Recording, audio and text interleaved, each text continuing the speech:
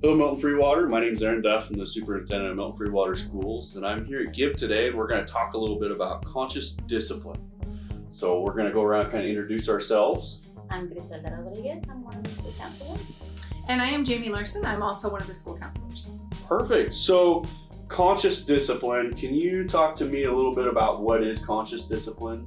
Sure, and I actually brought my little handy model here so people can know. Okay. This is our brain state model. This is kind of the foundation of conscious discipline. It's a trauma-informed social emotional learning program that teaches kiddos how to kind of self-regulate so that they don't need the adults as much to kind of be in there with them. It brings them from those lower states up into the higher state where they can be problem solvers and critical thinkers. Okay. And so what ages can kids benefit from using conscious discipline? Well, they use it even as infants. Okay. Our first programs in the area are using conscious discipline, and basically you can use it since infants till adulthood, because those skills that you learn when you're young, you'll be able to use it later on as you encounter any challenging situation. You'll be able to use those skills that you learn. So just another skill or tool in a toolbox kind of for dealing with your emotions and things like that?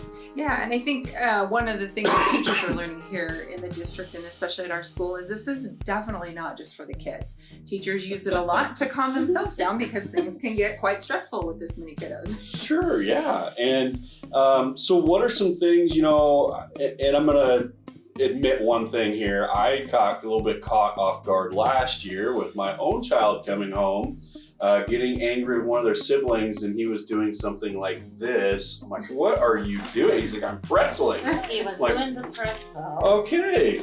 Right here. Right there. He's doing the pretzel. So this, and, in all honesty, I was like, what is that? I had to do a little bit of research in it, and it was like, wow, it was helping him. Like you kind of say, he was self-regulating himself. So as parents, what are some of the things that we would see either in the classroom or when students come home? So we use 4 breathing techniques. One of them is a pretzel. Okay. And then we also use the start, the drain, and the balloon. And most kids are really familiar with the breathing tools. Okay. Usually they have to take 3 deep breaths to help them regulate themselves. Okay, so he was doing the breathing while he was doing the pretzel. Okay. Mm-hmm. Yep. Okay. And just to make it a little bit more fun for them, not just that simple breathing. As kids get older, probably they just do the breathing part, not necessarily the pretzel. Yeah. And probably on their own a little bit, not even realizing it. Yes, and it's kind of fun too because we will hear from parents that kids like to teach their younger siblings.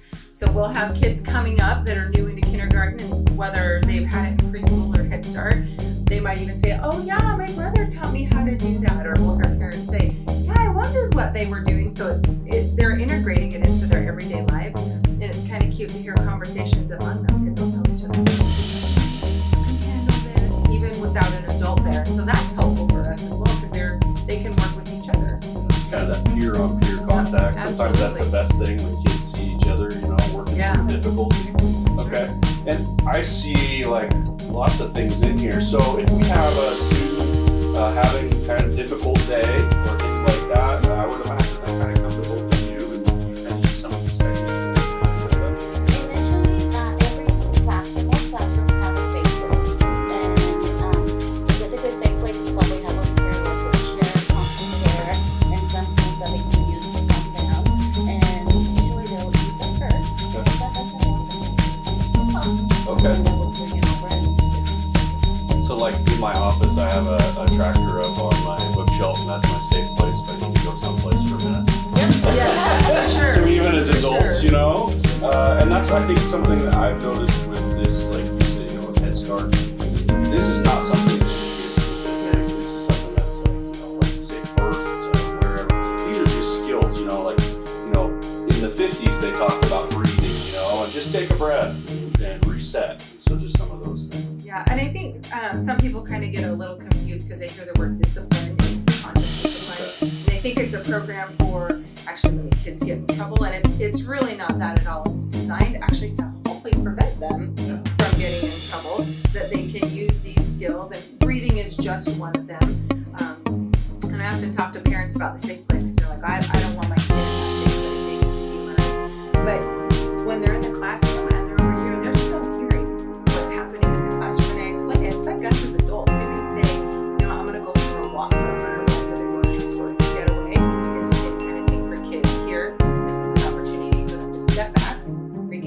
composure and rejoin the class. And it's an opportunity to make a good decision, right? Absolutely. Yourself is a good decision. Go to the safe place, then be able to come back, in class. And that's a good point, that they're not leaving the classroom, in that case. So that's a good opportunity. So if I'm a parent and I'm looking for more information, because I have to be honest, after my child came home and started doing the pretzel, I kind of stole that every once in a while. Now, whether he listened or not, that's a different story. But if I'm a parent looking for some of those tools or have some more questions about this, would I just come down here to give? Or what would I do? They can come up to us, and we usually, at open house and at conferences, we have a flyer with all the information of all the tools that we use. But if they didn't get one, they can come to us and we'll either, or you can call, we can give you out. Okay. And there's also online, there's tons of parent resources. So if you just Google conscious discipline, you're going to come up with all kinds of tools that you can integrate it at home. And so Milton Free Water, this is one of the many tools that we're helping students with to make sure that all students in Milton Free Water have a successful time. And I'd like to commend the counseling staff here at KID and the other buildings that put in an enormous amount of time. Our students are their students.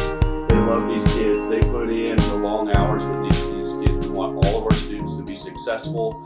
And as you can see, these are just some of the tools we're giving every student to put into their toolbox for the rest of their lives. Not just first grade, fifth grade, the rest of their lives. So really being successful. So Milton Free Water, that's why we are pioneers.